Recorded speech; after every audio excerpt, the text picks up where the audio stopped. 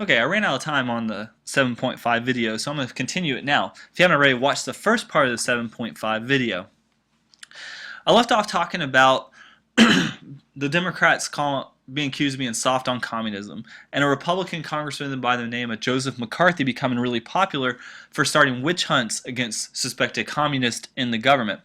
Kind of like the real witch hunts, he didn't always have a lot of evidence that these people were communists within the government.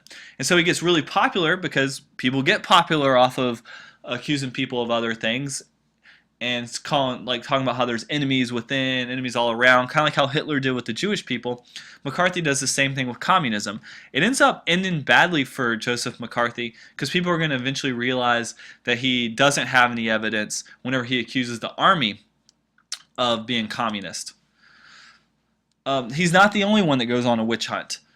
The House Un-American Activities Committee is also really famous for this.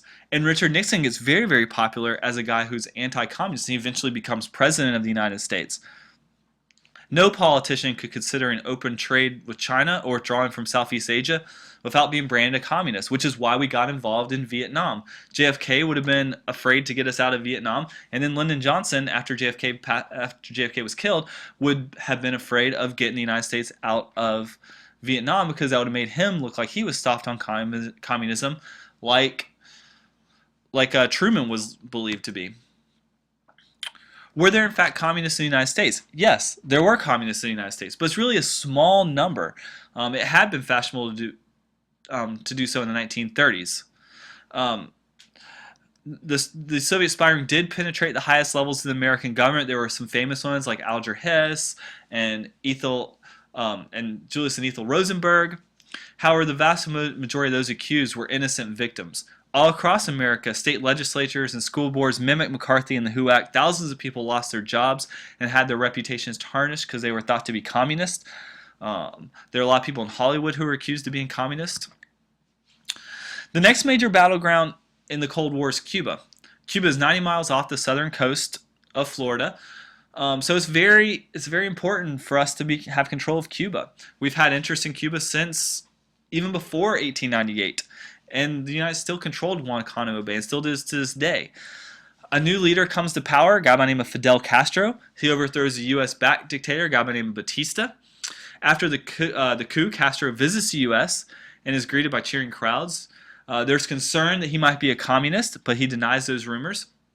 He tries to meet with Eisenhower, who's president at the time, and Eisenhower won't meet with him. The Soviets do meet with him, and the Soviets agree to buy Cuban sugar, and Cuba will buy Soviet oil.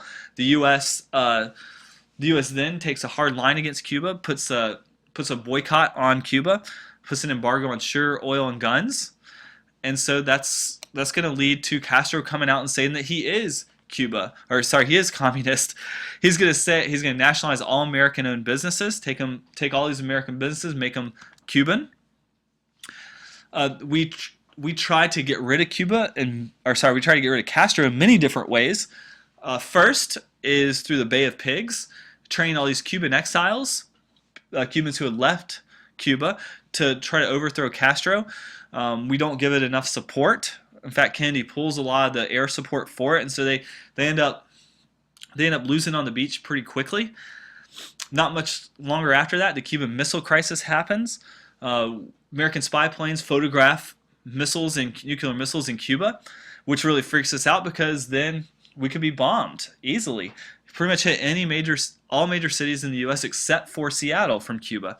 And so we put this blockade on Cuba, and it's a really tense time. There are 13 days of escalating fear and nuclear war, and it's going to look like at one point both the Soviet Union and the United States have their fingers on the buttons to fire.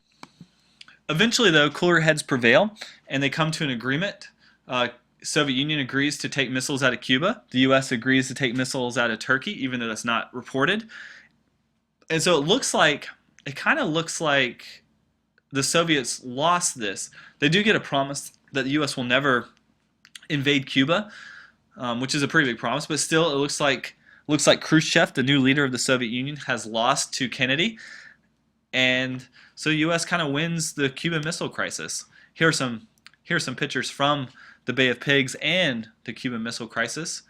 And there's a political cartoon showing them in like a deadlock with both fingers about on the button. And here's a picture showing like exactly how far a missile could go from Cuba to the United States. Like I said, all major cities except for Seattle would probably be part of that. Here are where the missile launch sites were. This is what the American spy plane saw. Here's another picture of what the spy plane saw. The Cold War rivalry between the U.S. and the Soviet Union, as well as extensive American interest in oil and support for the State of Israel, contribute to American involvement in the Middle East, and it's continued to be a conflict in the region because of that. First, what happens is the U.S. recognizes Israel. We had helped Israel become established because of the Holocaust and guilt from that. And so the U.S. has supported Israel all along. The Soviet Union increased its influence on Arab nations that oppose the creation of Israel. So we see in the Middle East is you almost have like the Soviets with the Arabs and us with the Israelis.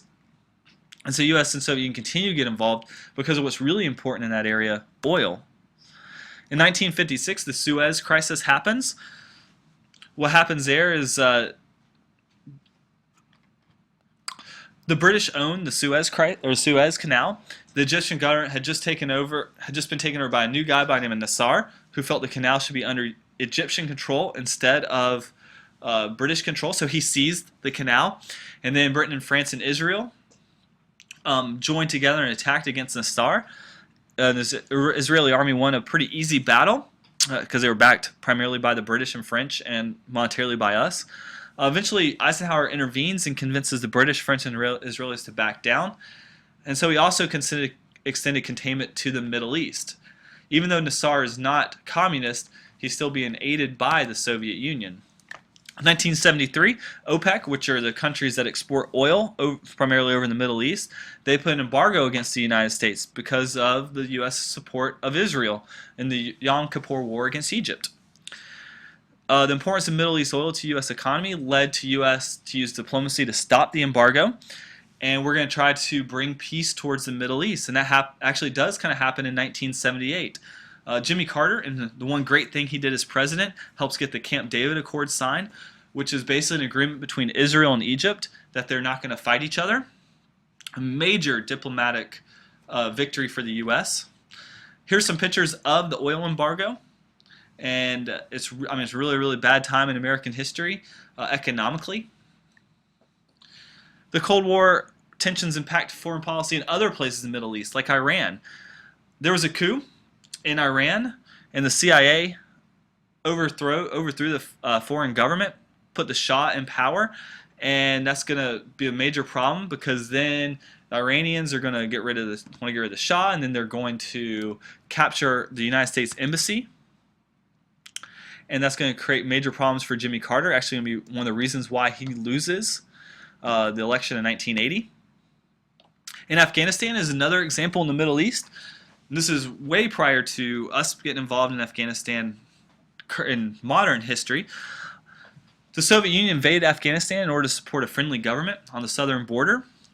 We've supported the Afghanistani government against the Soviet government. We actually gave weapons and training, and the rebel groups that the U.S. supported actually became the Taliban, and later harbored the Al-Qaeda terrorists. In fact, we trained a lot of those high-ranking terrorists that were part of Al-Qaeda to help beat the Soviet Union back in the day. The Cold War ends in in the early 1990s. And it was a result of changes within the Soviet Union. The strain of the arms race and the Soviet war in Afghanistan placed a tremendous toll on the Soviet economy. The Soviet economy ends up collapsing. They had a new leader by the name of Gorbachev who comes to power, who tries to push for reforms. And basically the Soviet Union kind of collapses underneath those reforms. The sign that the Cold War was over was through the collapse of the Berlin Wall. That concludes the 7.5 video. There's a lot of stuff in 7.5. If you haven't watched the first video, then please go back and watch it. This really covered every major important event in the Cold War, and that really is a long time frame between 1945 and 1991-92. So please, if you have any questions, make sure you ask them in class. Please turn in the video notes guide, and also take the video quiz. Thank you.